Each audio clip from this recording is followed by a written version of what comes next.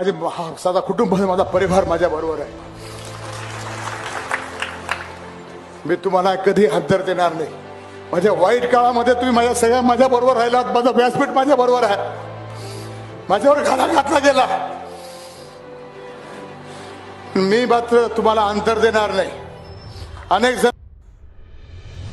देवळा तालुक्यातील ज्येष्ठ राजकीय नेते माननीय केदार नाना आहेर यांच्या सध्याच्या राजकीय भूमिकेबाबत कार्यकर्त्यांमध्ये नाराजीचा सूर उमटताना दिसत आहे.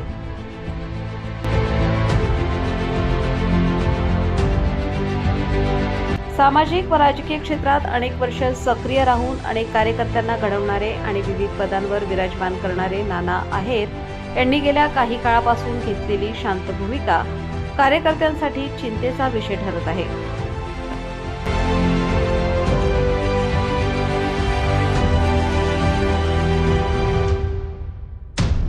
राजकारणात जय पराजय हा नित्याचा भाग मानला जातो. विधानसभा निवडणुकीतील पराभवानंतर 1.5 वर्षाचा कालावधी लोटला असतानाही नाना आहेर अद्याप पूर्णपणे सक्रिय झाले नसल्याचे चित्र दिसून येत आहे.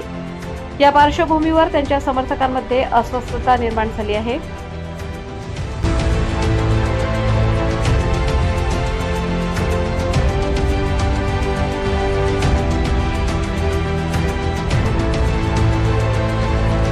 अनेक कार्यकर्ते आजही त्यांच्या पाठीशी ठामपणे उभे असून त्यांनी पुन्हा जोमाने राजकारणात उतरण्याची अपेक्षा व्यक्त केली जात आहे.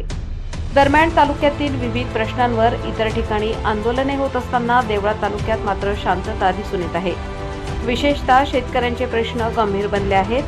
कांदा आणि मका यांचे घसरलेले बाजारभाव, शासकीय मका खरेदीतील अडचणी तसेच अवकाळी पाऊस व गारपिटीमुळे झालेल्या या नुकसानीमुळे शेतकरी अडचणीत सापडले आहेत.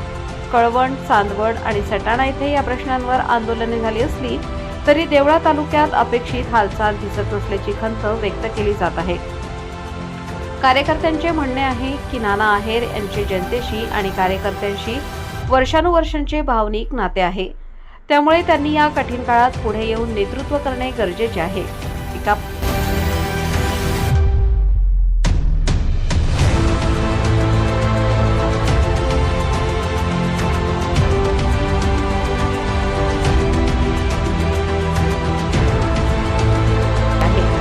पराभवाने खचून न जाता नव्या उमेदीने आणि आक्रमकतेने जनतेच्या प्रश्नांसाठी लढा देणे आवश्यक असल्याचे मत व्यक्त होत आहे.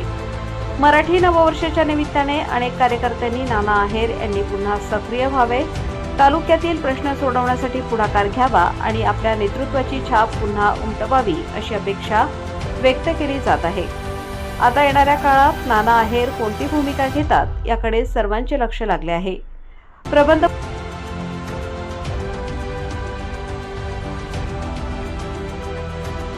प्रबंधभूमी महाराष्ट्र न्यूजसाठी न्यूज इन्चार्ज सुनील बेलदार, नाशिक.